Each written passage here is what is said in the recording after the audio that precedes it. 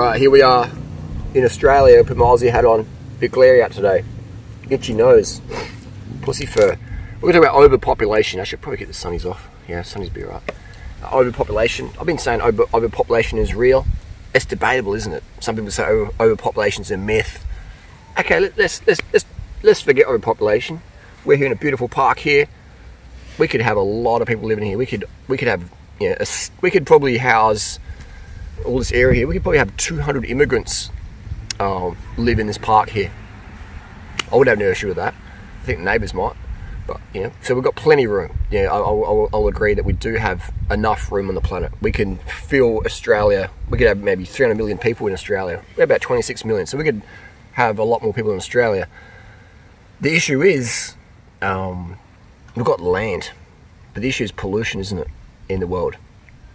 Does anyone disagree with me when I say that we have an increase of pollution, increase of violence, increase of war, increase of viruses, and who knows what can happen, increase in housing costs? It's crazy expensive to buy a house in Australia.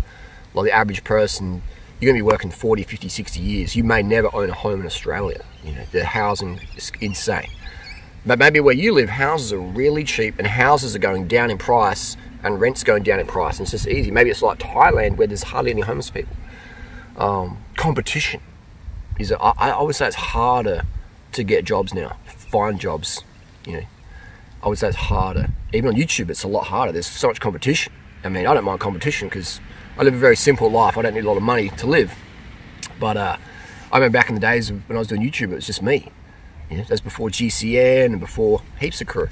That's why I'm happy to have, you know, competition, because I want to get the cycling message out there, the vegan message out there. I don't mind that. But what if I had a family to feed?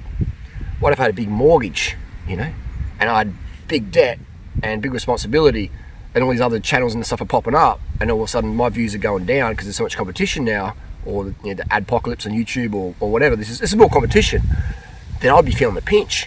But I don't have that because I didn't create that. So that's why I'm free to have any, you know, as much competition as possible, because I could live in a park like this and be quite happy with that.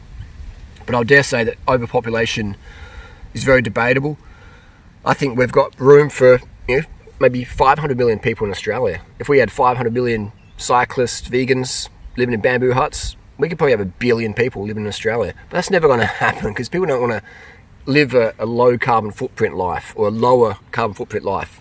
So the pollution is just going insane. Like in China, pollution levels in China, pollution levels even here in Australia. I live in Adelaide, Australia, which is the best city on earth for air quality year round the last decade. Adelaide, Australia, nothing comes close. Maybe a few cities. But you know, this is the best. This is as good as it gets in the world as a city.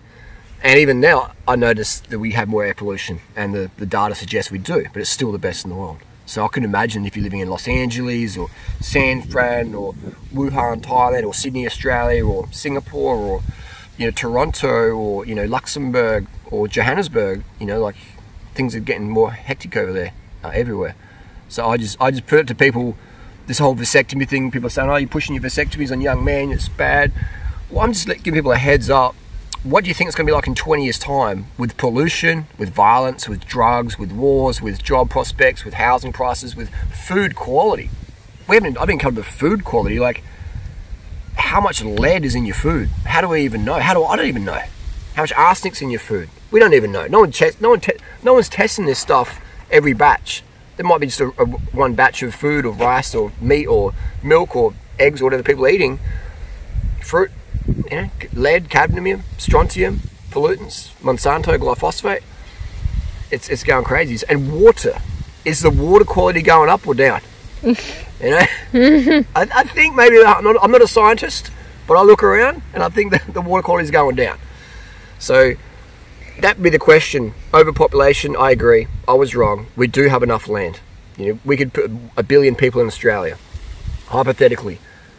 But my question is, the main reason I want to have kids, apart from I love my freedom lifestyle, that's a big one, I'll be honest. I love waking up when I want to wake up. I love just doing whatever I want every day of my life. I love that. I've created that. Didn't have rich parents, just created my dream life, just freedom. Live in the park, live in a house, do whatever I want. Easy. Live on the beach. And so that's one thing about having kids, that changes that whole paradigm. But the thing is, what my issue is, when I feel for my friends who have children or people who want to have kids, I'm like, what about the future? You know, for those kids, like Natasha behind the camera, she's 21, she's just a baby.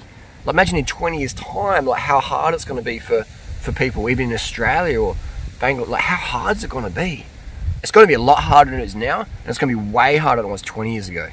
Like, it's just expectations and depression. When I was 20, I didn't know really anyone who had depression.